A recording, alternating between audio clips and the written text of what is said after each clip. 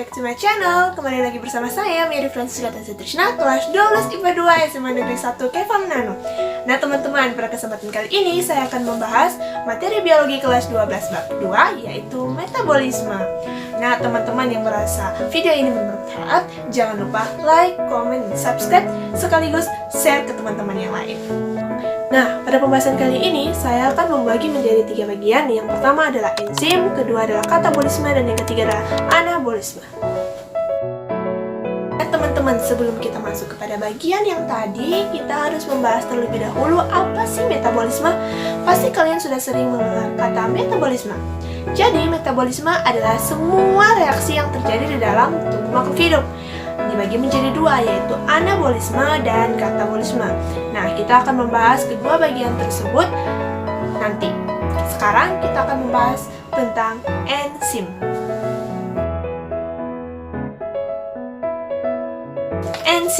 Enzim adalah senyawa atau zat kimia yang ada dalam tubuh makhluk hidup dan dibutuhkan untuk mempercepat jalannya reaksi dan biasa disebut dengan biokatalisator. Karakteristik atau sifat enzim. Yang pertama, mempercepat reaksi dengan memperkecil energi aktivasi. Yang kedua, tersusun atas protein atau apoenzim yang diaktifkan oleh gugus prostetik atau aktivator berupa zat organik atau koenzim dan zat anorganik atau kofaktor. Yang ketiga, reaksi bolak-balik atau reversibel. Yang keempat, bekerja spesifik terhadap substratnya karena memiliki sisi pengikatan yang spesifik. Ada 2 sisi pengikatan, yaitu teori kunci gembok dan juga induktif. Faktor-faktor yang mempengaruhi kerja enzim yang pertama adalah suhu. Nah, enzim bekerja optimum pada suhu tubuh manusia.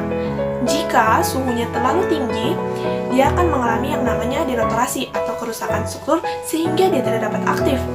Nah, jika suhunya terlalu rendah, dia akan non-aktif. Faktor yang kedua adalah pH. Setiap enzim mempunyai pH-nya masing-masing. Contohnya, enzim pepsin dihasilkan di lambung. Nah, dia akan bekerja optimum pada suasana asam. Yang kedua, enzim amilase. Dia dihasilkan di rongga mulut dan dia akan bekerja optimum pada suasana netral. Sedangkan enzim lipase, dia dihasilkan di pankreas, tapi dia akan bekerja di duodenum. Nah, di duodenum ini ada senyawa yang namanya NHCO3. Dia bersifat basa, sehingga enzim lipase ini akan bekerja optimum pada suasana basah. Faktor yang ketiga adalah konsentrasi enzim dan konsentrasi substrat. Semakin besar konsentrasi enzim dan konsentrasi substrat, maka kerja enzimnya akan semakin cepat.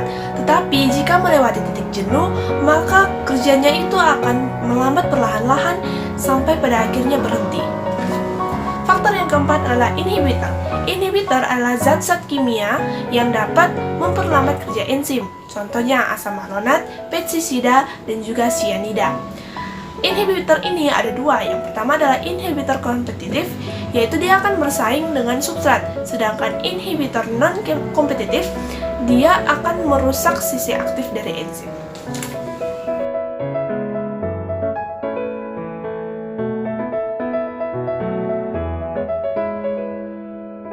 Kita masuk pada bagian yang kedua, yaitu katabolisme.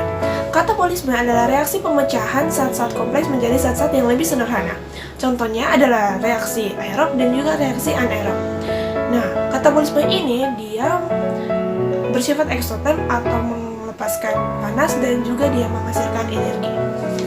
Yang pertama adalah respirasi aerob. Respirasi aerob terjadi di mitokondria, membutuhkan oksigen dan menghasilkan energi dalam jumlah yang lebih banyak dibandingkan respirasi anaerob. Contohnya, glukosa yang dihasilkan dalam sistem pencernaan yang kemudian diserap oleh usus halus dan diedarkan pada sel-sel dan kemudian akan bertemu dengan oksigen. Nah, dia akan dipecah menjadi karbon dioksida, uap air, dan juga energi. Terdapat 4 tahap dalam respirasi aerob. Yang pertama adalah glikosis, yaitu pemecahan glukosa menjadi asam pirufat.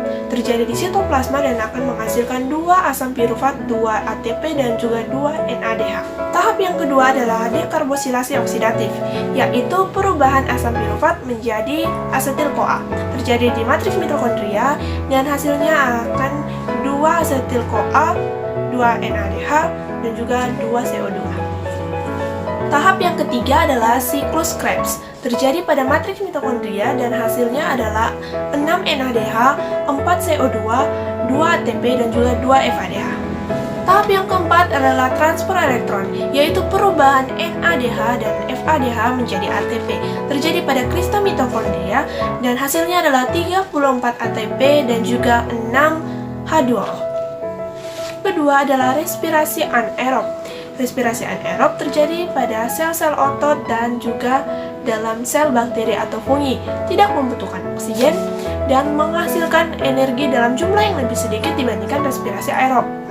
Nah, contoh dari respirasi anaerob ini adalah fermentasi alkohol dan juga fermentasi asam laktat. Yang pertama adalah fermentasi alkohol dibantu oleh bakteri Saccharomyces cerevisiae, yaitu C6H12O6 akan menghasilkan 2C2H5OH atau etanol, 2CO2 dan juga 2 ATP.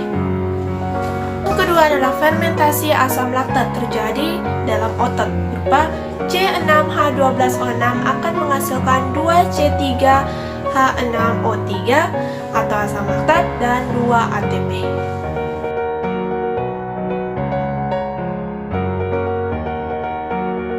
Kita masuk pada bagian yang ketiga, yaitu anabolisme.